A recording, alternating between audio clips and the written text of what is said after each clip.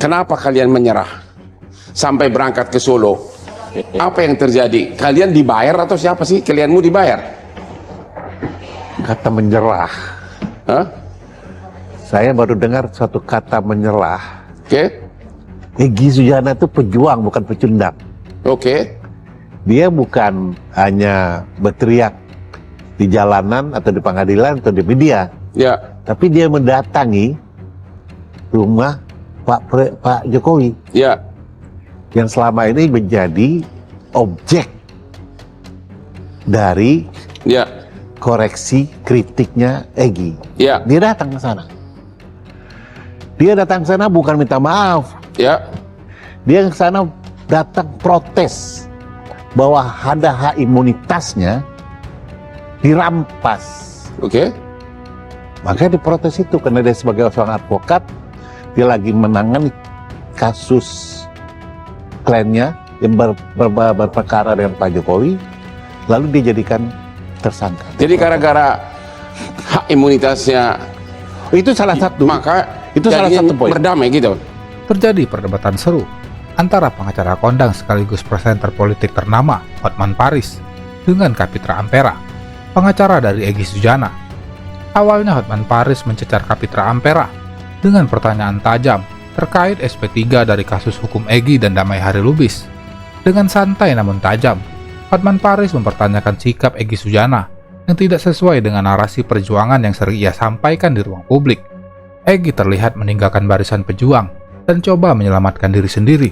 Lalu poin kedua, Egy datang ke sana, dia bilang, saya minta supaya cekal saya dicabut dan SP3 kan saya. Karena apa dia? Nyerah atau karena sudah percaya ijazah Jokowi tidak palsu? Oh enggak, bukan menyerah. Dia apa dong? Dia mengambil haknya, Hak apa? hak imunitasnya, lalu dia melaporkan hak berdasarkan Undang-Undang 31 bahwa Ya. saksi dan korban tidak bisa dilaporkan. Dia datang ke situ untuk mengambil itu, Ya. sehingga Pak Jokowi meresponnya dengan baik, responsif. Pak Jokowi bilang ke dia, jadi saya harus bagaimana? Egy langsung bilang, cabut cekal saya dan SP3 kan saya.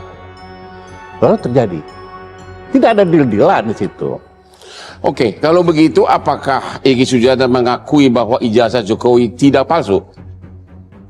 Sampai hari ini dia tidak bicara itu tempat Pak Jokowi. Tidak bicara itu. Tidak bicara soal ijazah. Ya. Hanya dia bicara soal klaim. Ada haknya yang diambil. Oke? Dicecar dengan pertanyaan tajam oleh Hotman Paris, membuat Kapitra Ampera menjadi kewalahan dan nampak gelagapan saat mencoba berkelit dari pertanyaan tajam Hotman.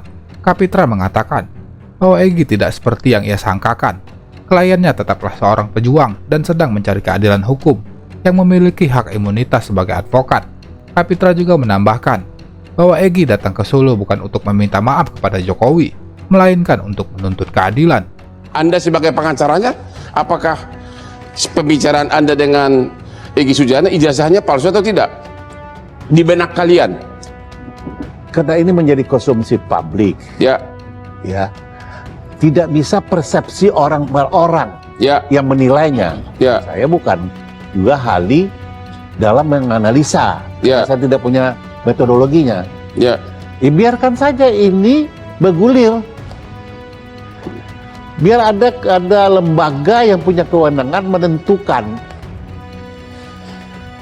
itu palsu atau tidak. Bukan saya. Teman Egy yang lain bakal datang lagi nggak untuk Solo kedua? Pertemuan Solo kedua? Kalau teman Egy yang lain bernama Hotman Paris, kemungkinan bisa. Jadi belum tahu apakah Roy Suryo akan nyerah atau fight terus. Saya tidak di ranah itu karena dia saya bukan pengacara mereka. Teman-temannya di TPUA gimana? Kan ada beberapa orang. Egy itu kan datang sebagai personal. Ya.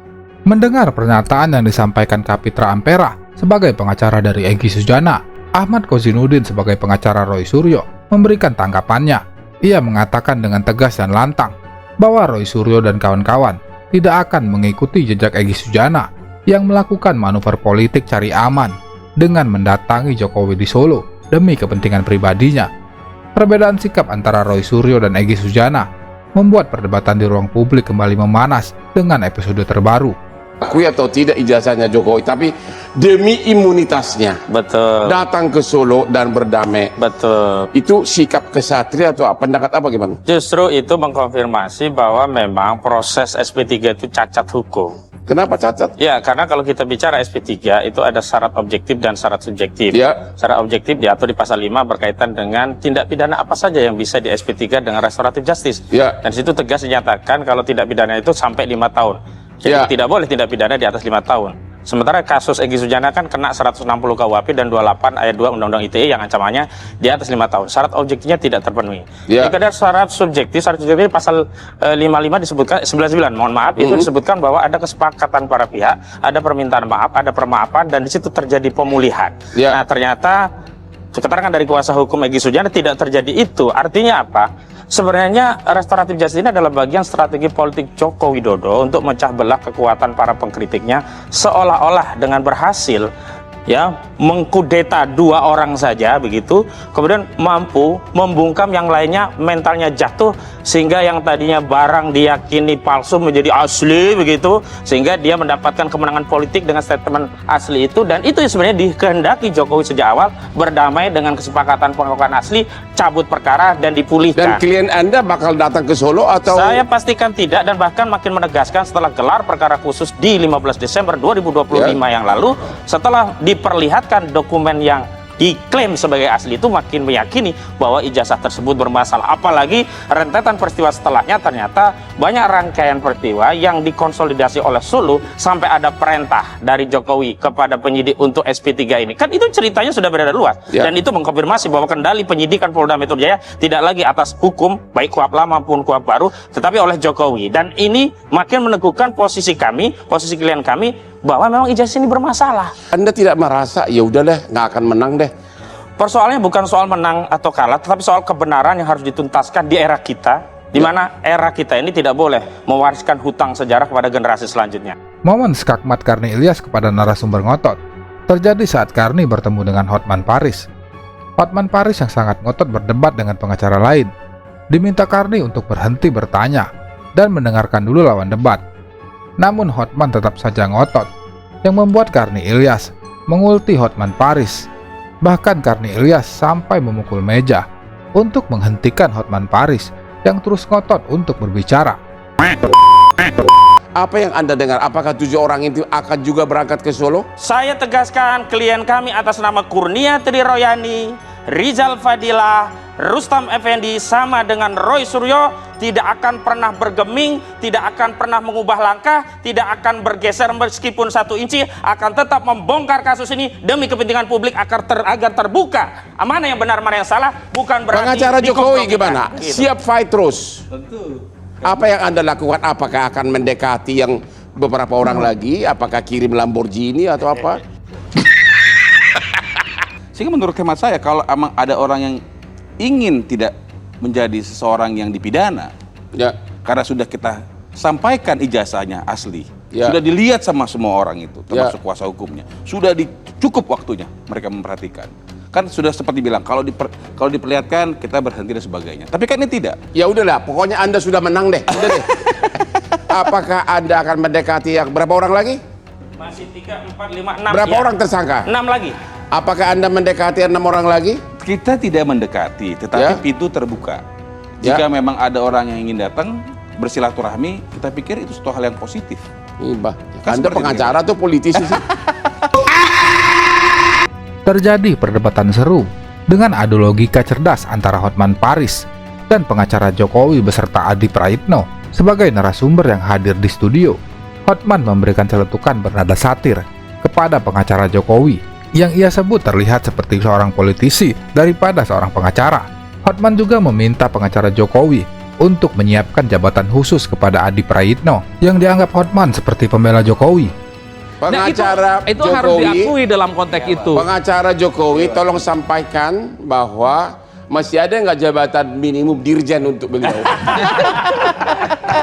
Tidak, Nanti kita sampaikan, bagi saya Bang. begini, bagi saya tidak sederhana itu. Kalau Bang Egy Sujana sama Bang Damai Hari Lubis posisinya masih tidak datang ke Solo, Ya. saya akan mengakui bahwa persepsi publik terkait dengan tudingan ijazah itu sangat negatif kepada Pak Jokowi.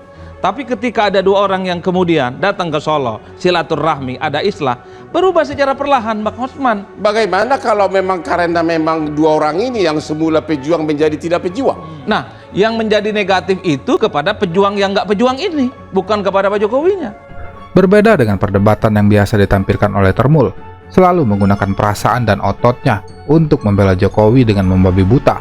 Kali ini perdebatan berjalan menarik, dengan adu logika tajam menggunakan konsep hukum yang bisa dibantah dan diperdebatkan secara intelektual, bukan tarik urat leher seperti yang biasa dilakukan oleh gerombolan Termul.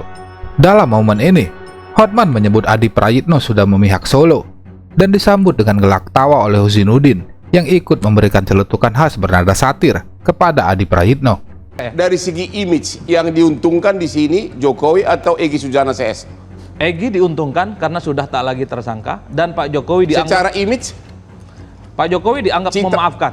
Pak Hah? Jokowi dianggap membuka pintu perdamaian terkait dengan pihak-pihak yang selama ini menuduh terkait dengan posisi ijazahnya. kok Anda kayaknya mulai memihak Solo nih? Bukan memihak, karena Jangan-jangan juru bicara Jokowi. bukan soal Bang Hotman, ini bukan soal memihak, karena faktanya nggak mungkin ada yang disebut dengan SP3 Ya. kalau tidak ada perdamaian. Ya, memang benar itu. Bukankah ada ketentuan SP3 itu kan sangat terkait. Itu kan ada yang meminta itu kan maaf atau formalnya saling benar. Saya hanya satu soal image, image gitu. Oh betul, kalau mau dibaca per hari ini di antara sekian orang yang ditetapkan sebagai tersangka, tiba-tiba ada orang yang kemudian menyatakan islah, perdamaian, apa coba untuk sebutan hal ini?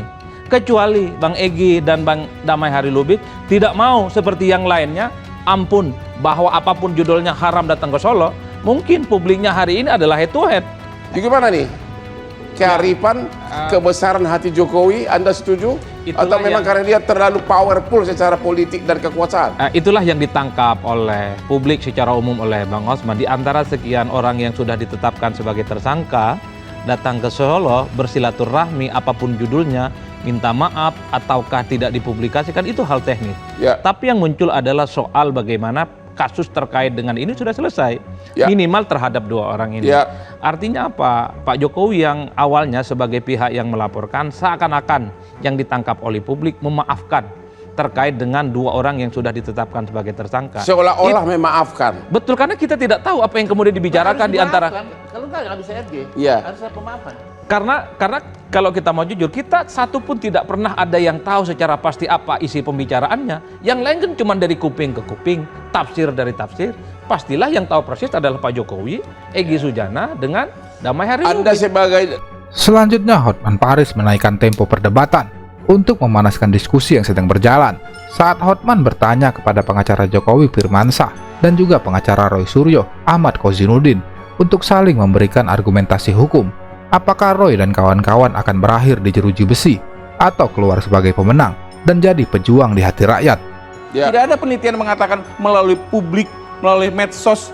Tidak ada. Sampai sekarang loh, sudah penetapan tersangka pun masih seperti itu. Sehingga kami memiliki keyakinan setelah dilakukan penetapan sebagai tersangka, ditemukan tindakan pidananya, kemudian ada penetapan tersangka terhadap orang itu, ditemukan orang yang melakukan pidananya, maka Jadi malam ini pengacara Jokowi mengatakan kalau kasus limbah ke pengadilan, Roy Suryo pasti divonis bersalah. menurut kami demikian. Halo pengacara Roy Suryo, Pasti bebas. pusing gua.